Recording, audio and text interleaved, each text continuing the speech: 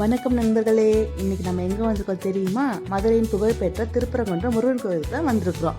அறுபடை வீடுகளில் முதல் படை வீடான இந்த திருத்தலத்தின் அழகையும் சிறப்பையும் இந்த வீடியோவில் பார்க்கலாம் வாருங்கள். இந்த வீடியோவை ஸ்கிப் பண்ணாமல் முழுசாக கடைசி வரைக்கும் பாருங்கள். ஏன்னா எனக்கே தெரியாத நிறைய மகிமையான பெரிய விஷயங்களை இப்போதான் எனக்கே தெரிஞ்சிருக்கு. இந்த கோவிலோட பெருமையும் மகிமையும் நீங்களும் தெரிஞ்சுக்கணுன்னீங்க. கடைசி வரைக்கும் வீடியோவை ஸ்கிப் பண்ணாமல் ஃபுல்லாக பாருங்கள். வாங்க வீடியோக்குள்ளே போகலாம். பாருங்கள் மக்களே, மதுரைக்கு ஃபேமஸானது பருத்திப்பால். இந்த பருத்திப்பால் மிகவும் சுவையாக இருக்கும். எல்லா இடத்துலையும் கிடைக்காது. ஒரு சிலருக்கு இது தெரியக்கூட தெரியாது.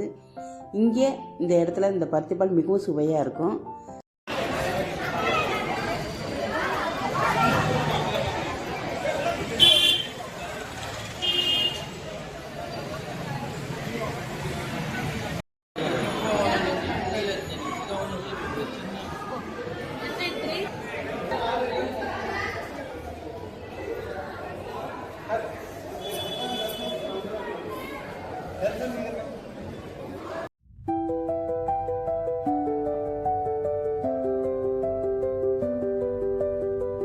பாருங்க மக்களே, இது லட்சுமி தீர்த்தம்.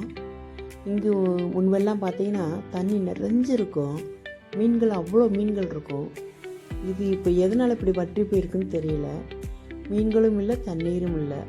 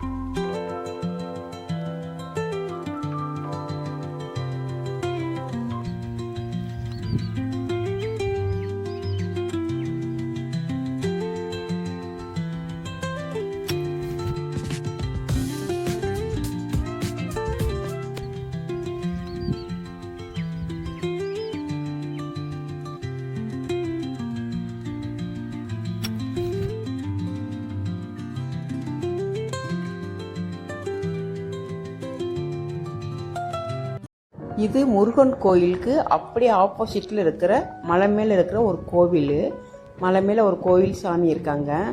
நான் ஏற்கனவே போயிருக்கேன். ஆனால் இந்த வட்டம் என்னால் கிரிவலம் வந்ததில் கால் வலி, அதனால் மேலே ஏறலை. அதனால் இங்கே இருந்தாப்புலே நான் வீடியோ எடுத்துகிட்டு கிளம்புறேன். பாருங்கள் எவ்வளோ அழகாக இருக்குன்னு பாருங்கள்.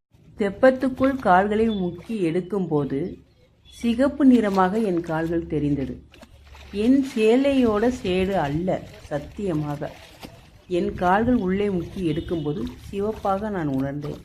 ஒரு அதிசயம் இருக்கு. இது தெப்பத்துக்கு பின்னாடி நம்ம நடந்து போகும் வழி. இது அங்கே ஒரு சிறு மண்டபம் போல இருக்கும். நல்ல அழகான இடம். ஆனால் பாருங்க, ஒரு சுத்தமே இல்லாமல் ரொம்ப கலீஜியாக போட்டு வச்சுருந்தாங்க. இந்த இடம் மட்டும் ரொம்ப பார்க்கவே நல்லா இல்லை, மனசுக்கு சங்கடமாக இருந்துச்சு. இது கோயிலாக இருக்கும் இந்த இடத்துல ஏன் இவ்வளோ கலீஜியாக போட்டிருக்காங்கன்னு எனக்கு தெரியல. இதை கொஞ்சம் கவனித்து சரி பண்ணாங்கன்னா ரொம்ப நல்லாயிருக்கும். இப்போ நீங்கள் பார்க்குற இந்த மலை, அதன் அடிவாரத்தில் இருக்கும் கோவில், தெப்பக்குளம், இவை அனைத்துமே மனதுக்கு அமைதியை தரும் புனிதமான இடங்கள். இயற்கை அழகும் இறை அருளும் ஒன்றாக கலந்திருக்கிறது.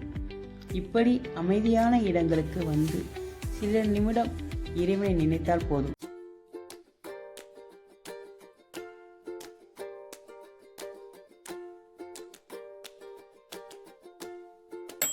நீங்கள் இப்பொழுது பார்க்கும் இந்த படிக்கட்டுகள் திருப்பரங்குன்றம் மலையின் உச்சிக்கு செல்லும் வழி.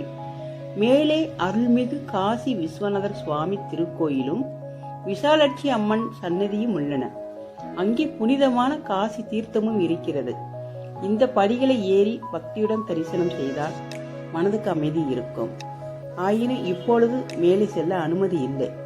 கீழிருந்தே வீடியோ எடுத்து முடித்தாகிவிட்டது. அடுத்து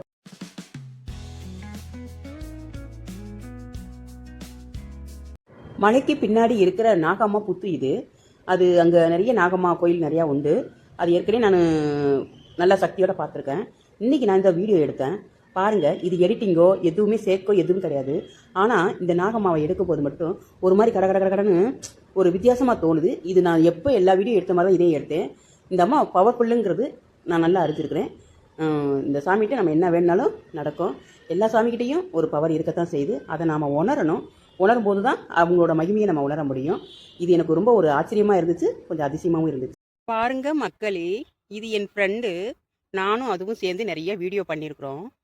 இன்னைக்கு அவங்க தனியாக உட்காந்து எதையோ யோசிச்சுட்டு இருக்காங்க. ஏ ஃப்ரெண்ட்ஸ், வாடா இங்கே.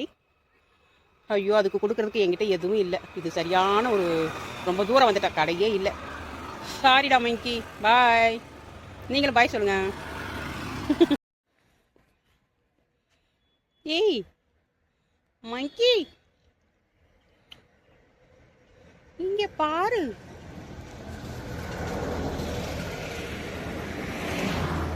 டேய் பாருடா.